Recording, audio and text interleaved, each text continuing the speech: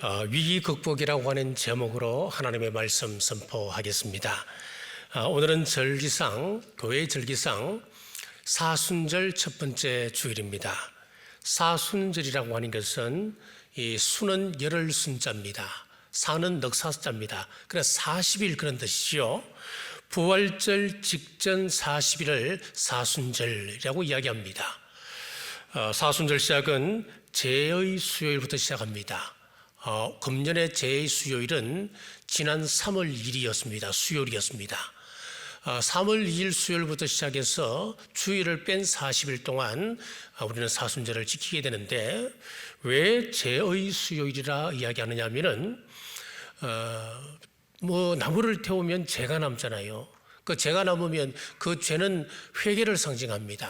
그래서 이스라엘 백성들은 하나님 앞에 회개를 할 때는 죄를 뒤집어 쓰고 하나님 앞에 기도하는 것이 전통이 되었습니다. 그 전통을 따라서 사순절은 우리 그리스도의 십자가 고난을 묵상하며 회개하고 절제하고 금식 등으로 자신의 신앙을 돌아보고, 또 하나는 이웃 사랑의 기회로 삼았습니다. 지금 세계는 격동의 시기를 보내고 있습니다. 서구 언론들은 미국과 서유럽의 타락한 도덕성과 위선적인 지도자들이 푸틴을 큰 도둑으로 만드는데 한 측면을 담당했다라고 보도를 하고 있습니다. 기독교 윤리가 뒷받침되었을 때는 서구의 자본주의가 하나님의 큰 축복이었습니다. 그래서 2차 세계대전과 냉전에서 전체주의를 이겼습니다. 그 이후 한 세대가 지난 지금 서구의 기독교 정신은 급격히 무너져서 겉면이라든지 정직이라든지 겸손 같은 덕목은 희미해져 버렸습니다. 그리고 대신 쾌락주의, 물질 만능주의, 만모니즘, 현세주의가 만연하게 되었습니다.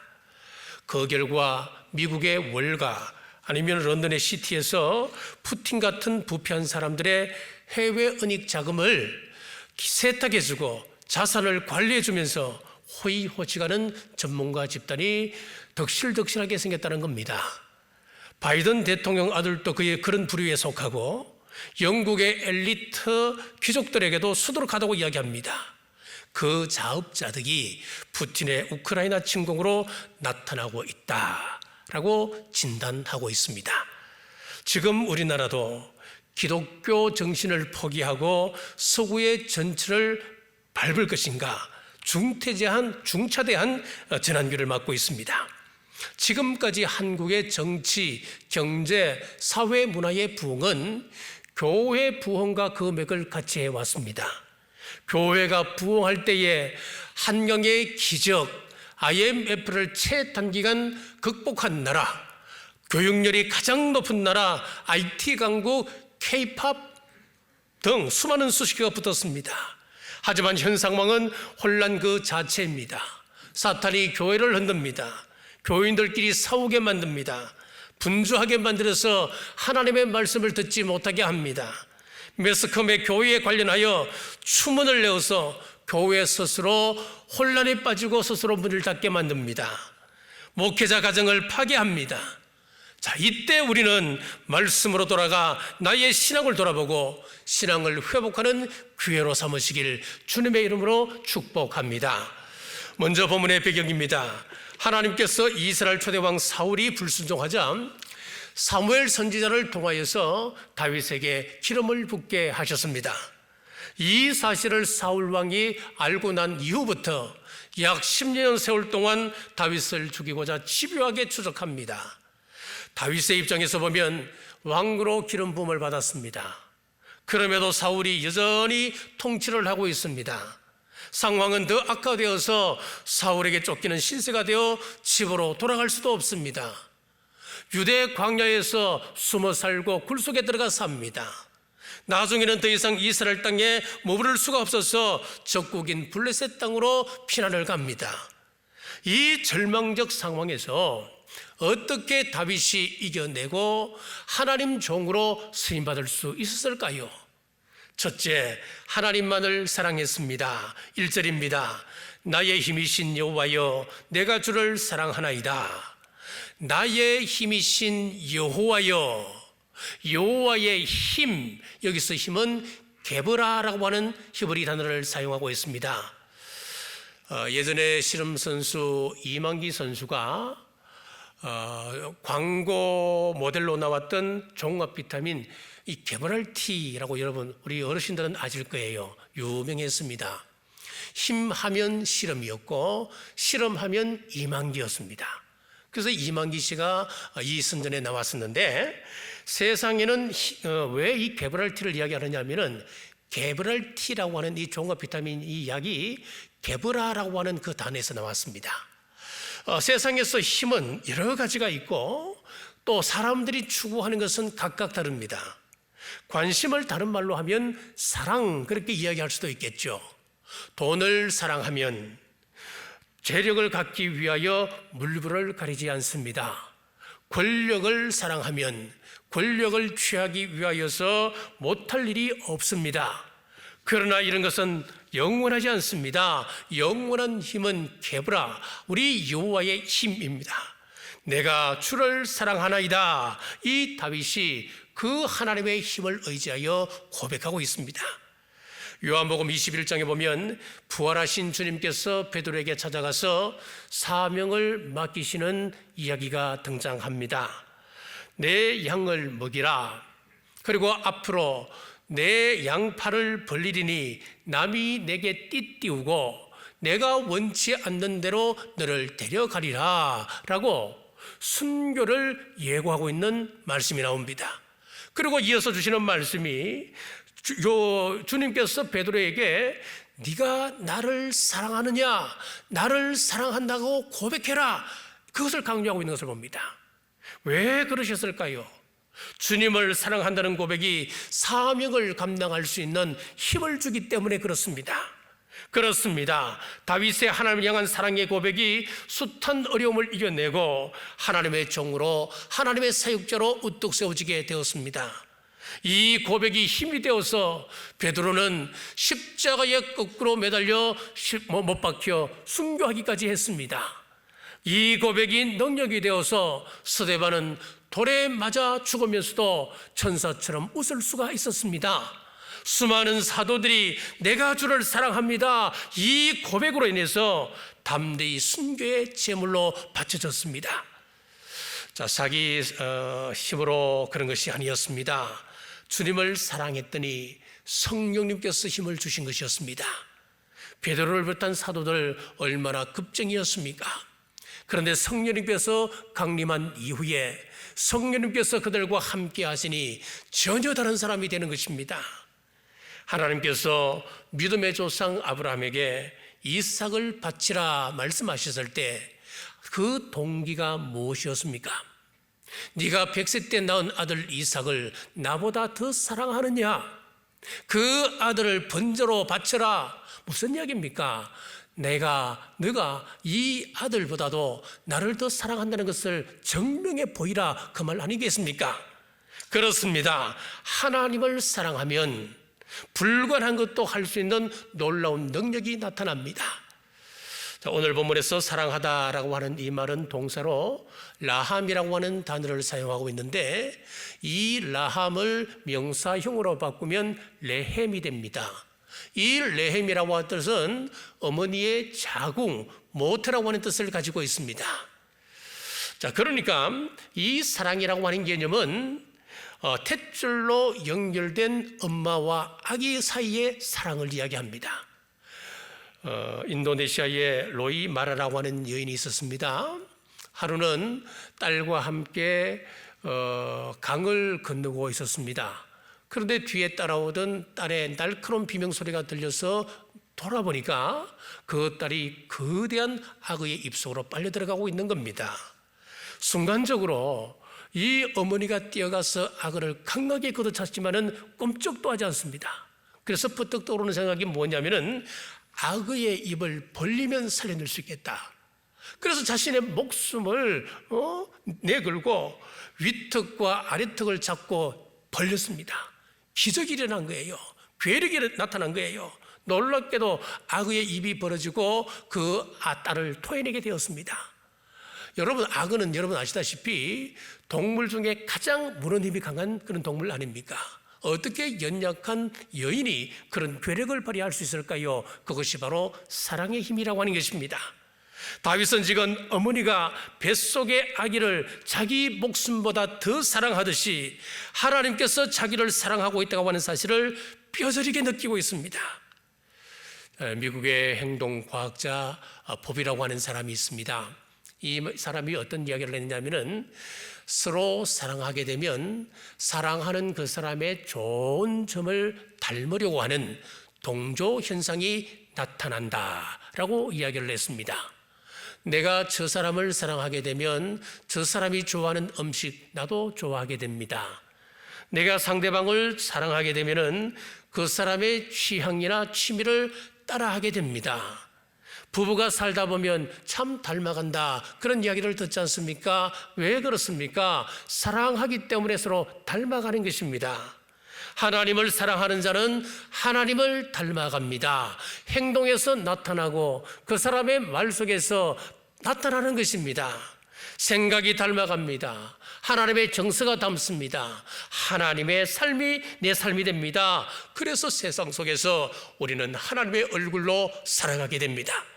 그렇습니다. 우리가 하나님을 사랑하게 되면 하나님께서 무엇을 사랑하시는지 거기에 관심을 갖게 됩니다. 하나님께 잘 보이려고 애를 쓰게 됩니다. 하나님께서 좋아하는 것은 무엇일까요? 제일 기뻐하시는 것은 무엇일까요? 그것은 바로 예배입니다. 이스라엘 백성들을 출애굽시킨 가장 근본적인 이유가 무엇이었습니까? 예배자로 삼기 위해서라 그랬습니다. 요한복음 4장 23절에 보면은 아버지께 참되게 예배하는 자들은 영과 진리로 예배할 때가 오나니 곧 이때라. 아버지께서는 자기에게 이렇게 예배하는 자들을 찾으시느니라.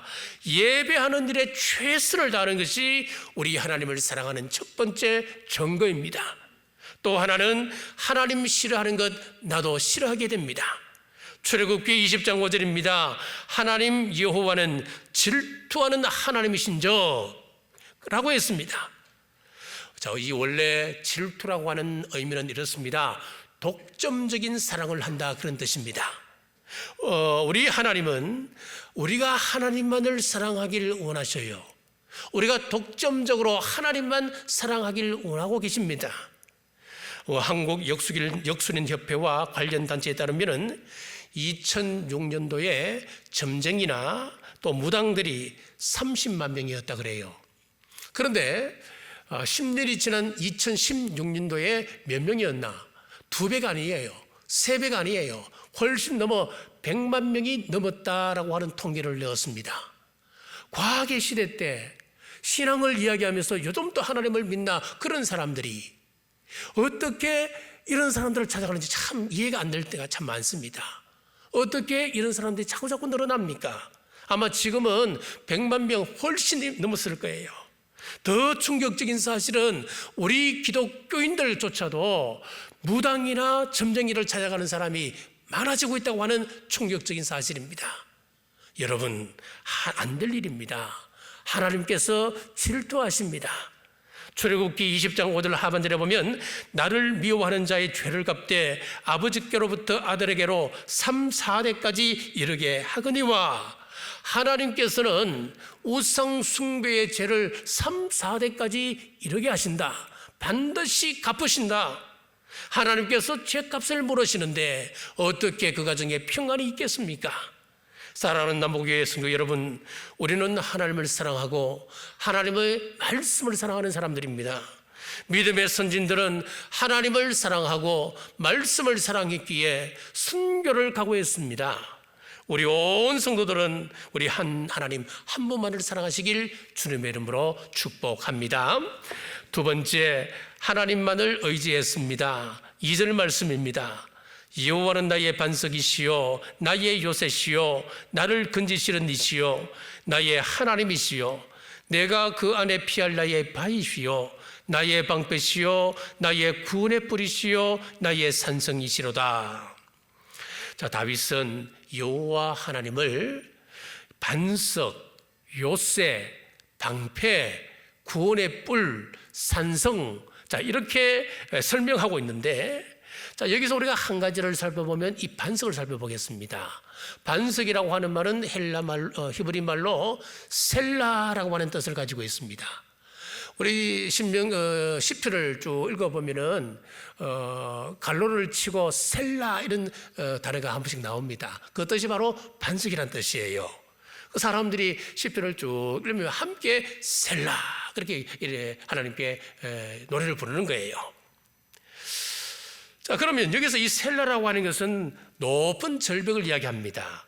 다윗이 사울의 칼날을 피하여 하나님 예비하신 절벽, 그 동굴 속에 들어가서 생명을 보호받았다라고 하는 다윗의 경험에서 나온 고백입니다. 여러분들의 삶을 돌아보면 지금까지 살아있는 것 하나님의 은혜다라고 생각해 본 적이 있으신가요? 자, 그런데 잘 한번 보십시오. 멀쩡하던 사람이 병원에 가서 수술 후에 아니면 수술 중간에 사망하는 사람도 있습니다. 저는 울릉도에서 살았기 때문에 어릴 때 그 쉬운 맹장염에 걸려서 수술을 하지 못하고 죽는 사람도 봤습니다. 어떤 사람은 울릉도 병원에 그 보건소 같은 수술밖에 안 되거든요. 거기서 수술하다가 안 되니까 헬기를 불어서 육지로 이송하는데 그 과정에 죽는 사람도 있었습니다. 사람 목숨 알 수 없어요. 또 그런데 반면에 어떤 저런 상황에서 살아날 수 있을까 그런 사람도 있는 거예요. 저는 2006년도에 고속도로에서 교통사고가 나서 차가 2바퀴 돌았습니다. 또 제가 7살 때는 바닷가 방파제에 빠졌습니다. 주위에 아무도 없었습니다. 익사할 수밖에 없는 그런 상황도 있었습니다. 그런데 지금 생각해 보니까 이 자리에 앉아 있는 것 자체가 기적입니다. 어떤 사람은 찰떡을 먹다가 그것이 기도에 막혀 죽는 사람도 있다고 하는데, 이렇게 생명을 연장시키는 것 생각하니까 하나님의 은혜다 깨닫습니다. 그렇습니다. 하나님께서 우리를 시시각각으로 돌봐주시기 때문에 저와 여러분이 오늘 이 자리에 앉아 있을 수 있는 것입니다. 중요한 것은 하나님께서 그렇게 인도해 주셔도 내가 깨닫지 못하고 내 입으로 그 사랑을, 그 은혜를 고백하지 못한다면 그것은 아무런 유익이 안 된다는 거예요. 오늘 본문 2절에 보면 나의라고 하는 그 말씀에 한번 주목해 보셔야 됩니다. 나의라고 하는 이 말씀을 보면은 반석도 나의 반석입니다. 요새도 나의 요새입니다. 방패도 나의 방패요, 산성도 나의 산성이요, 하나님도 나의 하나님이시라. 나를 철저히 지키시는 우리 하나님을 찬양하고 있는 것입니다. 고백하고 있는 것입니다. 유대인을 보십시오. 작은 민족이지만 세계에서 가장 강한 민족입니다. 우크라이나 사태로 온 세계 사람들이 가슴 아파합니다. 우크라이나 인구가 얼마인 줄 아세요? 4,300만 정도가 됩니다. 적은 숫자가 아닙니다. 이스라엘은 얼마인 줄 아십니까? 겨우 900만입니다. 우리 서울 인구와 비슷합니다. 하지만 러시아가 우크라이나는 쉽게 침공할 수 있지만 그 비교조차 되지 않는 작은 나라 유대는, 이스라엘은 함부로 하지 못합니다. 왜 그럴까요? 작지만 큰 힘을 가지고 있기 때문에 그렇습니다. 전능하신 야훼 하나님을 믿는 믿음 하나로 그 민족이 복을 누리고 있습니다. 말씀을 지켜라. 수천 대까지 하나님께서 보장해 주신다. 은혜 주신다. 말씀을 지키지 아니하면 3, 4대까지 저주가 임한다. 하나님 말씀하셨으면 시대 불문입니다. 반드시 이루어집니다. 반드시 그 말씀을 이루어야만 신실한 우리 하나님이십니다. 모세는 힘이 없는 노인입니다. 하지만 바로는 당시 최고의 권력을 가진 권력자였습니다. 누가 이겼습니까?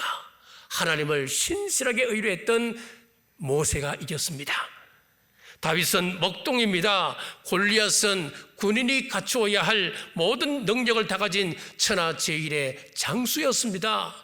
하지만 그 소년 다윗, 먹동 다윗이 나는 만군의 여호와의 이름으로 내게 나아간다, 하나님을 의지하고 나갈 때에 그 하찮은 다윗이 골리앗을 이기는 것입니다.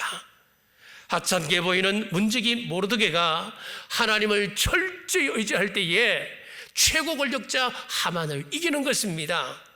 거대한 로마 제국과 당시 최고 권력자였던 대제사장, 서기관, 장로들 앞에 섰던 우리 예수님, 한없이 나약해 보이고 연약해 보였지만은, 그리고 예수님을 십자가에 못 박음으로 그들이 승리했다고 생각했지만은, 우리 하나님을 의지했던 예수님, 주님, 하나님, 내 영혼을 부탁합니다. 하나님께서 예수님을 부활시켜 주심으로 예수님 승리하셨습니다. 이렇게 성경은 믿음이 이긴다는 이야기로 가득 차 있습니다. 시편 18편 29절에 내가 주를 의뢰하고 적군을 향하여 달리며 내 하나님을 의지하고 담을 뛰어넘나이다. 누구에게나 문제의 담이 있다는 거예요. 지금 다윗에게는 어마어마한 문제의 담이 있었습니다. 그런데 다윗이 뭐라고 고백하나요? 내가 담을 뛰어넘나이다. 그렇게 고백해요. 우리에게도 마찬가지입니다. 사업에 담이 있습니다. 담이 있습니다. 인간 관계에 담이 있습니다. 자녀의 담, 부부의 담, 학업의 담, 직장의 담, 요즘 우리가 중요하게 생각하는 건강의 담 또한 있습니다. 사람의 힘으로는 단 2m 장벽도 뛰어넘기 힘들지만은 장대를 이용하게 되면 선수들 같은 경우에는 5m 이상을 훌쩍 뛰어넘습니다. 하나님 의지하여서 하나님 주시는 능력으로 내가 담을 뛰어넘나이다. 다윗의 고백처럼 우리 또한 하나님 의지할 때에 문제 해결의 은혜가 풍성하시길 주님의 이름으로 축복합니다. 셋째, 하나님께 기도했습니다. 6절입니다. 내가 환난 중에서 여호와께 아뢰며 나의 하나님께 부르짖었더니 그가 그의 성전에서 내 소리를 들으시며 그의 앞에서 나의 부르짖음이 그의 귀에 들렸도다. 다윗은 환난을 당하여 소망이 끊어진 절망의 순간에도 하나님께 기도했습니다. 그때마다 하나님께서 그의 기도를 들으시고 문제를 해결할 수 있는 능력과 지혜를 주셨습니다. 그렇습니다. 우리가 기도해야 할 이유가 바로 여기에 있습니다. 북이스라엘이 BC 722년도에 멸망을 합니다. 아수르 제국이 일어나고 이제 사내립이 힘을 얻어 북이스라엘을 점령을 하게 되는데, 그쯤에 남왕국 유다는 히스기야가 왕으로 이제 등극하게 되었습니다. 히스기야의 아버지가 어떤 사람이었나 하면 아하스라고 하는 사람인데, 이스라엘 역사에서 악의 대명사 격입니다. 자, 왜 그러냐니까 이 아하스가 이스라엘 땅에 산당을 짓고 우상을 세우기 시작했습니다. 그리고 자기 자녀를 불 가운데로 지나가게 하는 이방 종교 의식을 스슴지 않았습니다. 그리고 급기야 성전의 문을 폐쇄해버렸습니다. 성전에는 출입할 수 없다. 요즘 상황과 좀 비슷하게 돌아가지요. 영적으로 이 사람은 최악의 상황을 백성들에게 제공하는 겁니다. 이런 때 히스기야가 왕에 올랐습니다. 얼마나 암담한 상황입니까? 왕이 된 히스기야가 제일 먼저 했던 것은 무엇이냐? 종교개혁을 단행했습니다. 이로 인해서 안팎으로 많은 어려움에 직면하게 되었습니다. 그 첫 번째가 그 아수르, 이 북이스라엘을 멸망시켰던 아수르의 사내립이 18만 5천 명이라고 하는 어마어마한 대군을 이끌고 이스라엘 남유다를 쳐들어와서 예루살렘을 겹겹이 에워쌌습니다. 풍전등화의 위험입니다. 그리고 하나님을 모독하는 편지를 써서 히스기야에게 편지를 보낸 거예요. 히스기야가 그 편지를 받아보고 가슴이 무너지는 겁니다. 그때 그 사람이 제일 먼저 했던 일이 무엇이냐면 이 사실을 이사야 선지자에게 사람을 보내서 알렸습니다. 이 나라가 큰 위기에 빠졌습니다.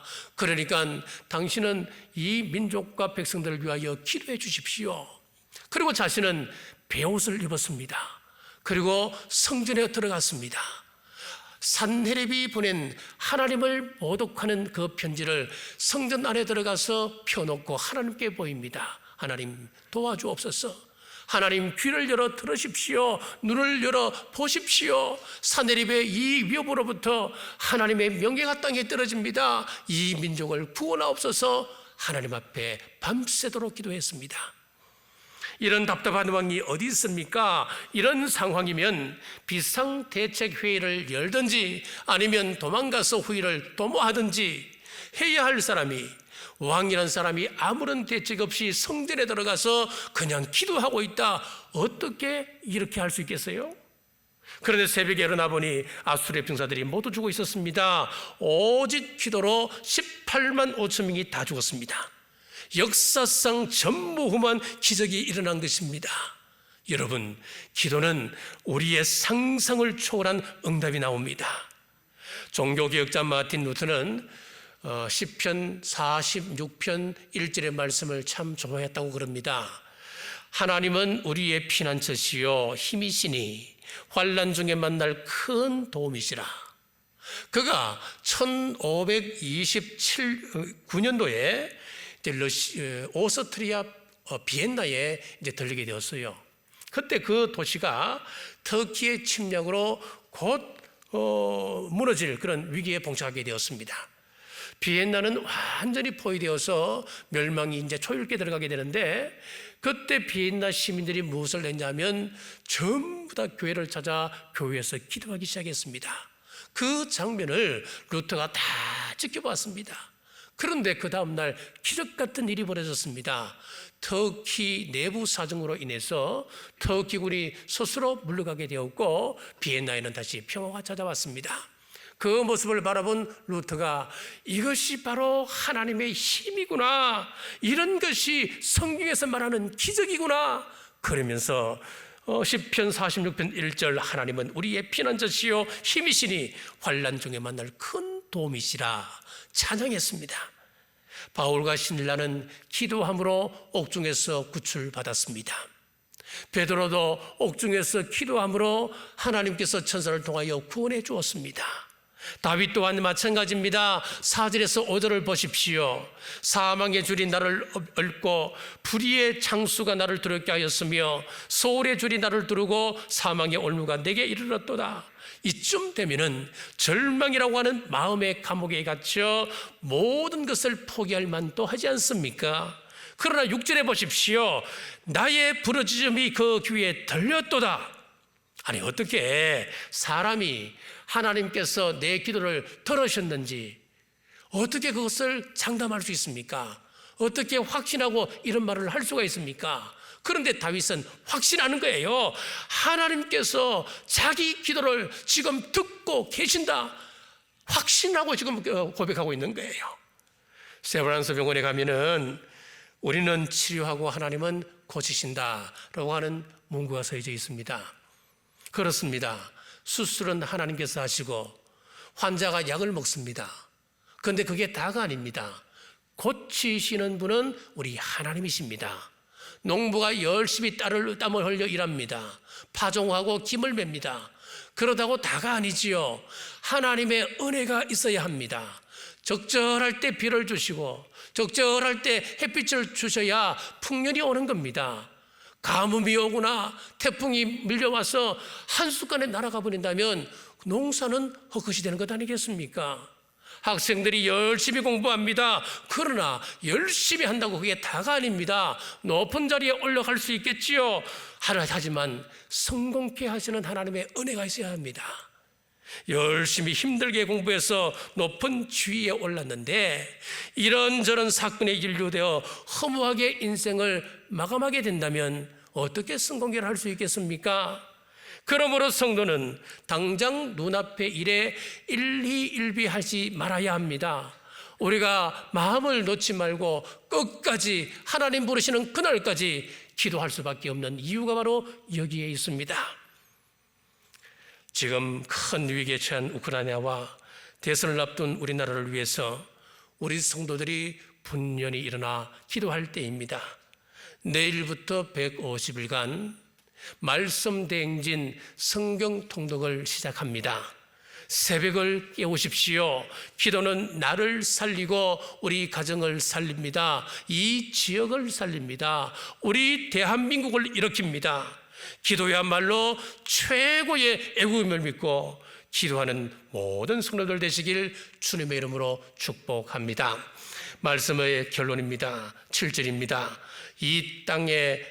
이의 땅이 진동하고 산들의 터도 요동하였으니 우리 앞에 험산줄령이 가로막고 있습니까? 앞으로 뒤로도 꼼짝달싹할 수 없는 흑암 같은 절망적인 상황입니까? 우리 하나님께서 흔드시면 우리 인간의 일들은 아무것도 아닙니다.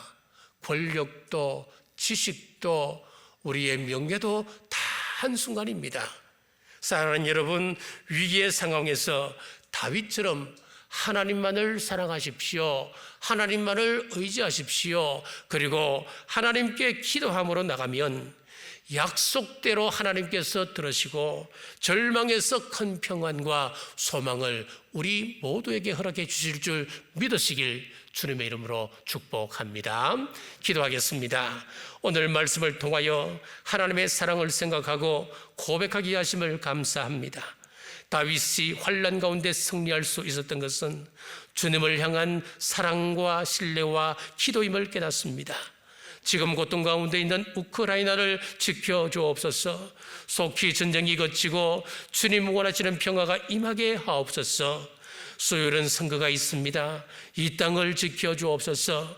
하나님을 경외하는 지도자를 주셔서 성경의 원리를 따라 정치하게 하셔서 마지막 때 주님께 귀 쓰임 받는 민족 되게 하옵소서. 이를 위하여 이 땅의 모든 성도들이 깨어 기도하게 하옵소서. 코로나가 더욱 기승을 부립니다.